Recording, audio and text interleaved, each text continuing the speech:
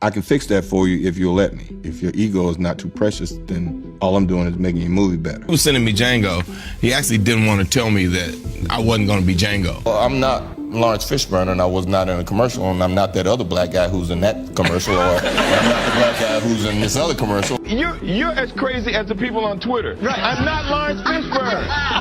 That's my fault. I know that. Hollywood is a machine that sells perfection, red carpets, flashing cameras, polished smiles, and carefully scripted interviews.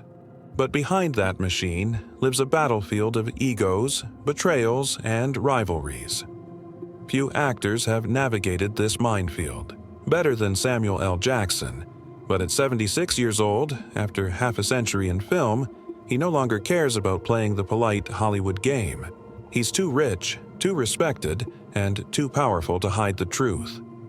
This is the man who went from a broke theater actor struggling with addiction to the highest-grossing movie star of all time, a man who has built a $27 billion box office legacy, without ever begging for an Oscar or selling his soul to studio executives.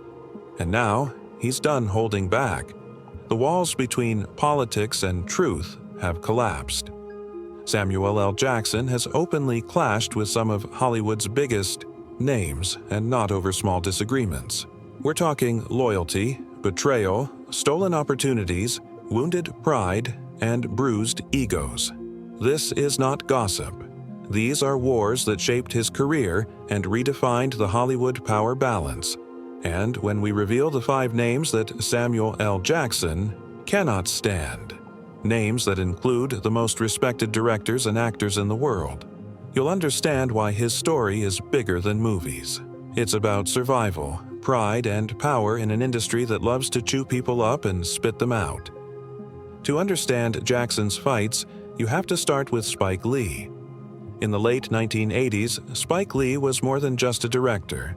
He was a revolutionary, voice for black cinema, and Samuel L. Jackson was his secret weapon.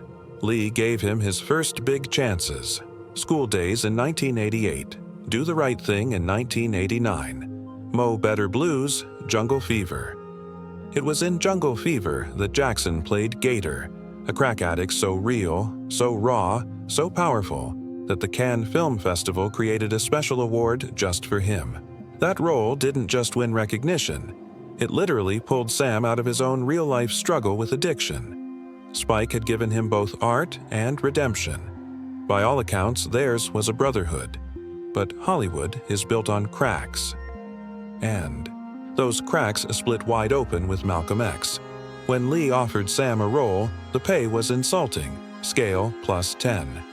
Pennies compared to the millions Lee pocketed from acting, writing, producing, and directing.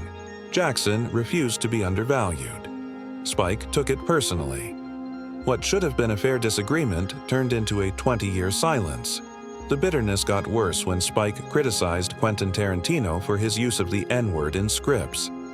Jackson, instead of siding with his old friend, defended Quentin publicly. Spike needs to shut the fichu up. That was more than a quote. That was a declaration of war. What was once loyalty became rivalry. What was once gratitude became resentment. 2 black icons who could have built an empire together instead became divided by pride, money, and principle. If Spike Lee gave Sam his start, Quentin Tarantino gave him immortality. The world doesn't just remember Jules in Pulp Fiction, they quote him. The Ezekiel 25:17 speech? That was Samuel improvising. The menacing calm in Jackie Brown, the terrifying cruelty in Django Unchained, the icy intelligence in The Hateful Eight. All of these came from the explosive chemistry between actor and director. For decades, they were inseparable. But success breeds cracks. Tarantino built his career on dialogue, on words that cut like knives, and Jackson became the living embodiment of those words. Yet, as audiences worshipped Sam for his delivery, Quentin began to feel overshadowed. When people credited Jackson for lines Tarantino wrote, Quentin's ego flared. And then came Marvel. Tarantino dismissed Marvel actors as not real movie stars. That was the spark. Jackson, the face of Nick Fury for over a decade, clapped back on live television, "Chadwick Boseman is Black Panther. You can't refute that." That wasn't just defense of Boseman. It was defense of an entire generation of actors that Quentin insulted. The clash revealed what had been bubbling beneath. Tarantino wanted credit. Jackson wanted respect. What began as collaboration turned into competition. Their relationship, once Hollywood's golden duo, cracked under the weight of ego. For many, the rivalry with Lawrence Fishburne is the most surprising. On the surface, both men had long careers and mutual respect. But history tells a different story. The role that defined Jackson's career, Jules in Pulp Fiction, was first offered to Fishburne. He turned it down, claiming the movie glamorized heroin use. Jackson took it, and the rest is history. Years later, Fishburne claimed he helped Jackson's career by refusing the role.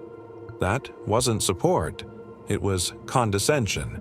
The tension only grew. Then came the infamous interview.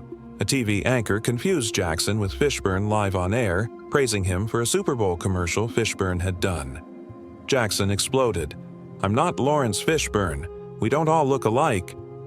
His fury wasn't just about one mistake. It was about decades of being lumped together, overlooked, and compared. In that moment, the rivalry became public. Sam made it clear. He's not second to anyone.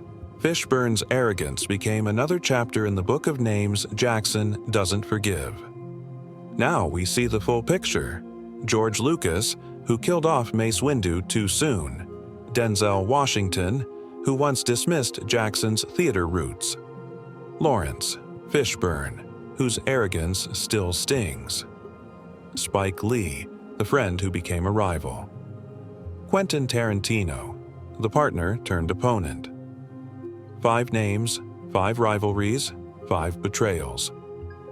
But this story is not just about conflict. It's about what makes Samuel L. Jackson unique.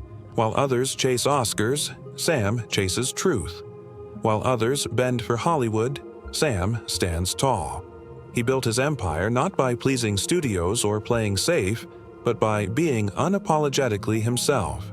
He is living proof that you don't need the academies, validation to be a legend. $27 billion at the box office, over 150 films, an influence so massive that even those who fought him can't deny his greatness. Samuel L. Jackson is not just an actor. He's a survivor, a fighter, and the rare Hollywood king who refuses to bow. And if that makes enemies, he welcomes it. Because at the end of the day, Hollywood didn't make Samuel L. Jackson. Samuel L. Jackson made Hollywood.